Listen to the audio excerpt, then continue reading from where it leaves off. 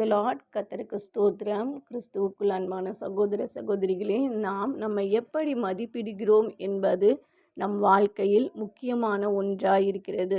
இந்த காலங்களில் நம்மளுடைய படிப்பு, நம்ம தகுதி, நம்ம வேலை, நம்மளுடைய ஜாதி, நம்மளுடைய இனம், நம் வாழும் பகுதி, நம்மளுடைய தொழில், இதை கொண்டு நாம் நம்மைய மதிப்பிட்டு வருகிறோம்.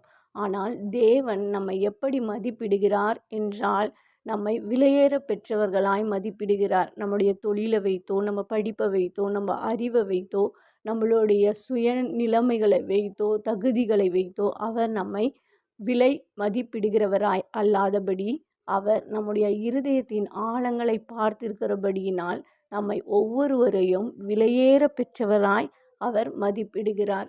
வேதத்தில் ஒரு வசனம் இருக்குது. 1 சாமுவேல் 16:7 தாவீதை அபிஷேகம் பண்ண சாமுவேல் கடந்து போகும் பொழுது கர்த்தர் சொல்லுகிறார், மனுஷன் பார்க்கிறபடி நான் பாரேன், மனுஷன் முகத்தை பார்க்கிறான், கர்த்தரோ இருதயத்தை பார்க்கிறார் என்றார்.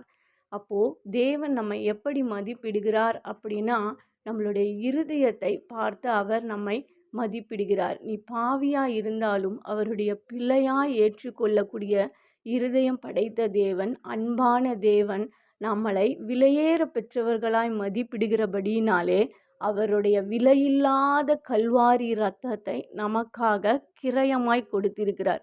நமக்கு ஒரு மதிப்பு இருக்கிறங்கேட்டி தான் தேவன் தம்முடைய இரத்தத்தை நமக்கு ஈடாய் தம்முடைய சரீரத்தை பிற்கவும் தம்முடைய இரத்தம் முழுவதையும் கொடுத்து நம்மை மீட்டு கொள்ளும்படியாய் விலையேறப்பட்ட தெய்வம் கடவுள், வானத்தையும் பூமியும் அண்ட சராசரத்தையும் படைத்த கடவுள் மனித ரூபமாய் கடந்து வந்து நமக்கு கிரயத்தை செலுத்தி நம்மை மீட்டு கொண்டிருக்கிறார்.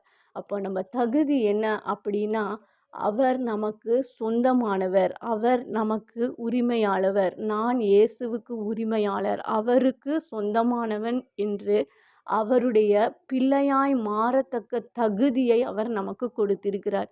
அதுதான் நம்மளுடைய வாழ்க்கையில் விலையேற பெற்ற ஒரு மதிப்பு. என்ன மதிப்புனா, நான் தேவனுக்கு பிள்ளையாக இருக்கிறேன், இயேசுவுக்கு பிள்ளையாக இருக்கிறேன், அவருடைய இரத்தத்துக்கும் அவருடைய மாம்சத்துக்கும் உடன் பங்காளியாக இருக்கிறேன், பிதாவுக்கு புத்திரனாய் இருக்கிறேன்னு சொல்லத்தக்கதாய் அவருடைய வாழ்க்கையில் இணைந்து கொள்ளும்படியாய் அவருடைய உறவை பெற்றுக்கொள்ளக்கூடிய தகுதியை தேவன் நம்முடைய இரத்தம், விலையேற பெற்ற இரத்தம், அவருடைய இரத்தத்துக்கு விலை மதிப்பு அல்ல, அந்த விலையேற பெற்ற இரத்தத்தை விலை மதிப்பில்லாத நம்ம மேலேயும் அவர் என்ன பண்ணுறாரு, கிரயமாய் கொடுத்திருக்கிறார். அதனால் இந்த நாட்களில் நம்ம ஒவ்வொருவரும் நம்மளுடைய தகுதியோ, நம்ம சூழ்நிலையோ, நம்ம படிப்போ, நம்ம அழகோ, நம்மளுடைய குடும்ப சூழ்நிலைகளையோ, நம்மளுடைய தொழிலையோ கொடுத்து நம்மளை தகுதியாய் பார்க்காதபடி, ஏன் இருதயம் இயேசுவை ஏற்றுக்கொள்ள தகுதியாய் இருக்கிறதா, இயேசுவை தகப்பனாய், இயேசுவுக்கு நான் பிள்ளையாய் மாற என் இருதயம் என்னை ஏற்றுக்கொள்ளுகிறதா, அந்த இயேசுவை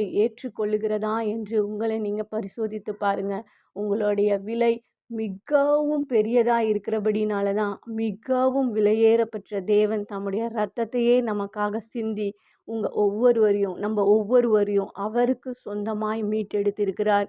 விசுவாசம் உள்ளவர்களாய் நான் தேவனுடைய பிள்ளையாய் மாற தகுதியுள்ளவனாய் இருக்கிறேன் என்று சந்தோஷத்தோடு அவரை இருதயத்தில் ஏற்றுக்கொள்ளுங்க. உங்கள் மதிப்பு பரலோகத்தில் ரொம்ப ரொம்ப ரொம்ப ரொம்ப ரொம்ப ஜாஸ்தியாக இருக்கும். உலக மனுஷன் நம்ம மதிப்பை குறையாக எடை போடலாம், படிப்பை வச்சோ, சூழ்நிலைகளை வச்சோ, வாழ்க்கை முறைகளை வச்சோ அவங்க மதிப்பிடலாம். ஆனால் பரலோகம் உங்களை விலையேற பெற்றவர்களாய் மதிப்பிடுகிறது. ஆட்டுக்குட்டியானவருடைய இரத்தத்தினால் கழுவப்பட்டவர்கள்னு உங்களுக்கு விலையேற பெற்ற ஒரு மதிப்பை பரலோகம் வைத்திருக்கிறது. இன்று உங்கள் மதிப்பை நீங்கள் அறிந்து கொண்டீங்கன்னா இந்த உலகத்தை ஜெயிப்பது எளிதாயிருக்கிறது. ஆமேன்.